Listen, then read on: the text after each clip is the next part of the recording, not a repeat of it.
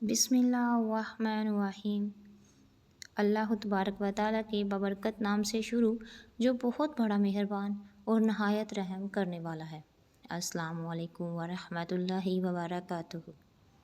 حضور صلی اللہ علیہ وآلہ وسلم نے فرمایا، حضرت ابو ہریرہ رضی اللہ تعالیٰ عنہ سے روایت ہے کہ جو حضور نبی کریم صلی اللہ علیہ وآلہ وسلم نے فرمایا، یا اللہ فرماتا ہے کہ میرے بندے میرے متعلق جیسا گمان رکھتا ہے میں اس کے ساتھ ویسا ہی معاملہ کرتا ہوں۔ جب وہ میرا ذکر کرتا ہے تو میں اس کے ساتھ ہوتا ہوں۔ اگر وہ اپنے دل میں میرا ذکر کرتا ہے یا خفیہ ذکر کرتا ہے تو میں اپنی شان خفیہ اس کا ذکر کرتا ہوں، اور اگر وہ جماعت میں میرا ذکر کرتا ہے تو میں اس کی جماعت سے بہتر جماعت میں اس کا ذکر کرتا ہوں، اور اگر وہ ایک بازو کے برابر میرے نزدیک آئے تو میں 2 بازو کے نزدیک اس کے برابر نزدیک ہو جاتا ہوں۔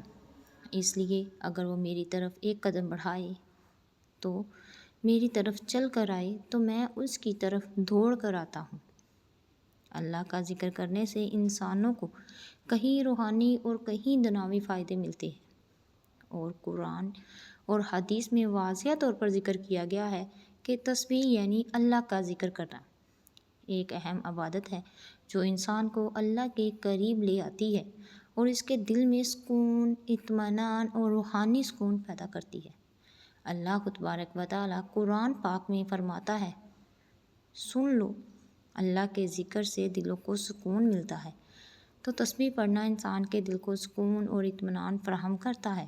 جب انسان اللہ کے ذکر میں مشغول ہوتے ہیں تو وہ دنیاوی پریشانیوں سے دور ہو کر اللہ کی طرف متوجہ ہو جاتے ہیں، جس سے دل میں سکون آتا ہے۔ جو لوگ اللہ کا ذکر کرتے ہیں، اللہ کو یاد کرتے ہیں یعنی تسبیح پڑھتے ہیں، تو اللہ ان کے گناہوں کو معاف فرما دیتا ہے۔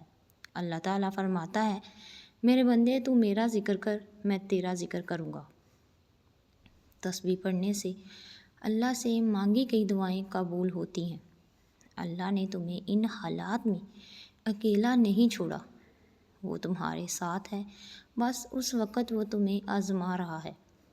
آزمائش تو ہم سب کو ہی ہوتی ہے، ہم اس کے لیے تو دنیا میں بھیجے گئے ہیں، اور جو اللہ کے جتنے قریب ہوتا ہے اس کی آزمائش اتنی ہی سخت ہوتی ہے، لیکن وہ تم پر تمہاری ہمت سے زیادہ بوجھ نہیں ڈالتا۔ تم امید نہ چھوڑو، وہ تمہیں نہیں بھولا، وہ اس آزمائش کے بعد اجر دیتا ہے۔ وہ بے قرار دل کو مطمئن کرتا ہے۔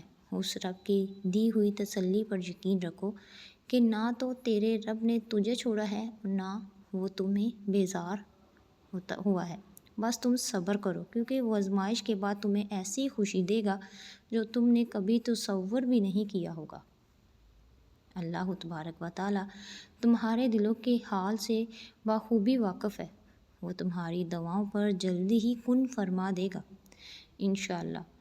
حضرت ابو ہریرہ رضی اللہ تعالیٰ عنہ سے روایت ہے کہ جو شخص اللہ کا ذکر کرتا ہے یعنی تسبیح پڑھتا ہے تو اللہ اس کی دعاؤں کو قبول کرتا ہے اور اس کی مشکلات سے نجات دیتا ہے۔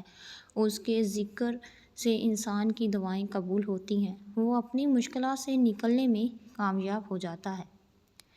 تسبیح پڑھنے سے انسان کی زندگی میں برکتیں آتی ہیں۔ جو شخص صبح و شام اللہ کا ذکر کرتا ہے، اللہ اس کی روزی میں برکت ڈالتا ہے۔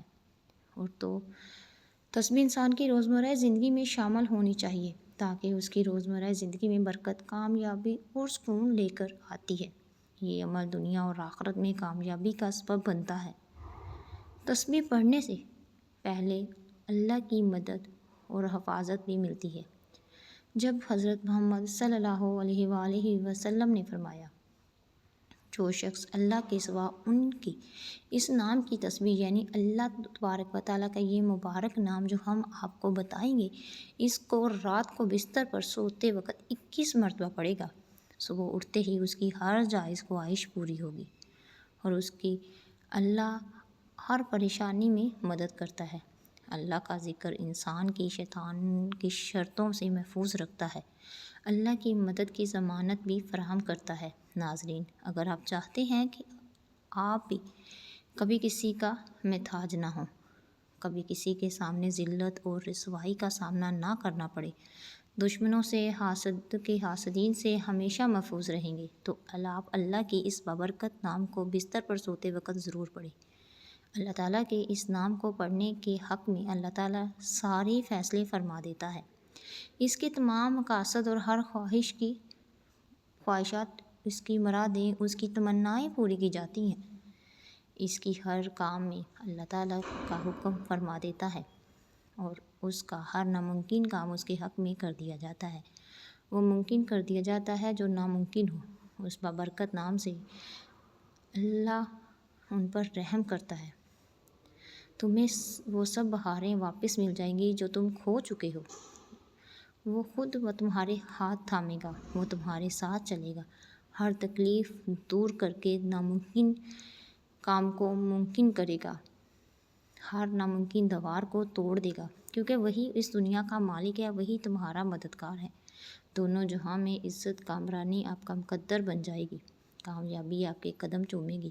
انسان جب کبھی اپنی زندگی کے مقاصد کو سمجھنے کی کوشش کرتا ہے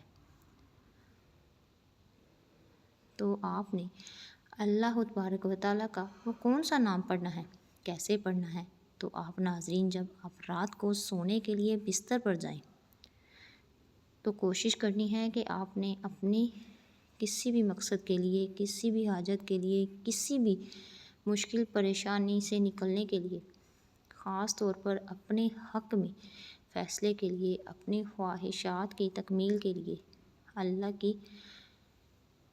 عرش پر حاصل کرنے کے لیے اور راستوں سے رکاوٹیں ختم کرنے کے لیے، رشتوں سے ہر رکاوٹ دور کرنے کے لیے کوئی بھی ارادہ دل میں کرنا ہے، خواہ وہ اپنی خواہشات کو پورا کرنا ہی کیوں نہ ہو، کوئی ناممکن کام کو ممکن کر دینے کے حوالے سے ہو، تو آپ کی حاجت آپ نے اس کی نیت کرنی ہے اور اس کے بعد بہتر ہے کہ آپ باوضو حالت میں بستر پر لیٹیں، کیونکہ یہ ایک سنت کے طریقے بھی ہے، اس سے ثواب بھی ملتا ہے۔ تو باوضو بستر پر لیٹیں اور جب بستر پر لیٹ جائیں تو آپ نے مختصر سا چھوٹا سا وظیفہ جو آپ نے پڑھنا ہے، آپ نے اس وظیفے کو پڑھنے سے پہلے ایک مرتبہ حضرت محمد صلی اللہ علیہ وآلہ وسلم پر درود پاک پڑھنا ہے۔ درود پاک آپ کوئی بھی پڑھ سکتے ہیں، چھوٹا بڑا کوئی بھی، بہتر ہے آپ درود ابراہیمی پڑھیں۔ بعد میں آپ نے اللہ تبارک و تعالیٰ کا یہ بابرکت نام کو پڑھنا ہے۔ یہ بابرکت نام جو آپ نے 21 مرتبہ پڑھنا ہے، بہت ہی چھوٹا سا اور مختصر سا عمل ہے، تو آپ نے اس مختصر اور چھوٹے سے عمل کو یا اللہ کا جو یہ صفاتی نام ہے وہ درود پڑھنے کے بعد آپ نے سب سے پہلے اپنے خاص مقصد کی نیت کرنی ہے، اور جب آپ نیت کر لیں تو فوری طور پر آپ نے اعوذ باللہ اور بسم اللہ دونوں ہی پڑھنی ہے۔ اعوذ باللہ من الشیطان الرجیم اور بسم اللہ الرحمن الرحیم پڑھ کر وظیفے کا آغاز کرنا ہے۔ اللہ تعالیٰ کے مبارک نام یا حیو یا قیوم کو پڑھنا شروع کر دینا ہے۔ آپ نے اللہ کے اس مبارک نام یا حیو یا قیوم کو ملا کر پڑھنا ہے تو ایک شامر ہوگا۔ اسی طرح آپ نے اس کو 21 مرتبہ پڑھنا ہے۔ جب 21 مرتبہ پڑھ لیں، اللہ تعالیٰ کے اس مبارک نام کو پڑھ لیں، تو اس کے بعد آپ نے سورہ کوثر، انا اعطیناک الکوثر کو صرف 3 بار پڑھنا ہے۔ اللہ تعالیٰ کے نام کو ذکر کرنے کے بعد آپ نے استغفار لازمی کرنا ہے، کیونکہ استغفار پڑھنا انسان کو اللہ کے بہت قریب کر دیتا ہے۔ کہا جاتا ہے اللہ اپنی مدد سے اپنے بندوں کی پریشانیوں کو دور کرتا ہے۔ اول و آخر درود پاک پڑھ کر اللہ تعالیٰ کے مبارک نام کو پڑھنے کا معمول بنا لیں، انشاءاللہ تبارک و تعالیٰ فیصلے آپ کے حق میں ہوں گے، جیسا آپ چاہیں گے ویسا ہی ہوگا۔ اس کی خواہشات پر اللہ کن فرما دے گا، اس کی مشکلات ختم کر دی جائیں گی، اس کے لیے آسانیاں پیدا کر دی جائیں گی اور اس کے تمام مسائل کو حل کر دیا جائے گا۔ جو اس کی دل میں خواہشات ہیں وہ بھی پوری ہو جائیں گی۔ میرے اللہ سے دعا ہے، اللہ تعالیٰ سے دعا ہے کہ تمام تبارک و تعالیٰ تمام امت مسلمان پر رحم کرے، اپنا رحم و کرم اور اپنا فضل کرے۔ یا اللہ تبارک و تعالیٰ ہمارے صغیرہ و کبیرہ گناہوں کو معاف فرما کر اللہ تعالیٰ ہماری مغفرت فرمائے اور ہمیں نیک راستے پر چلنے کی توفیق عطا فرمائے۔ اللہ کے سامنے بہایا گیا ہر آنسو ہے کبھی ضائع نہیں گیا۔ اللہ تمہارے ہر آنسو سے محبت ہے، پھر وہ آنسو صبر کرتے ہوئے بہایا گیا ہو یا پھر مایوسی اور ناراضگی سے بہایا گیا ہو، کیونکہ اللہ ہر آنسو کے پیچھے چھپی کہانی کو جانتے ہیں۔ اسے یہی کافی ہے کہ تم نے پھر بھی اس سے مانگا ہے، بس پھر وہ غصے نہیں کرتا، وہ عطا کر دیتا ہے۔ وہ تڑپتے ہوئے دل کے لیے معجزے کر دیتا ہے، وہ ساری ناراضگیاں اپنے کن پہ ختم کر دیتا ہے۔ تمہیں اللہ کا وعدہ یاد رکھنا ہے، تمہیں یہ یاد رکھنا ہے کہ اللہ تعالیٰ صبر کرنے والوں کو پسند کرتا ہے۔ تمہیں یہ کبھی نہیں بھولنا کہ اللہ نے صبر کرنے والوں کو ہمیشہ ساتھ رکھا ہے، صبر کرنے والوں کا ہمیشہ ساتھ نبھانے کا وعدہ کیا ہے۔ تمہیں اللہ کی دعاؤں پر یقین رکھو، اللہ کے وعدوں پر یقین رکھو، آگے بڑھتے جاؤ۔ آمین یا رب العالمین۔ ملتے ہیں اگلی ویڈیو میں۔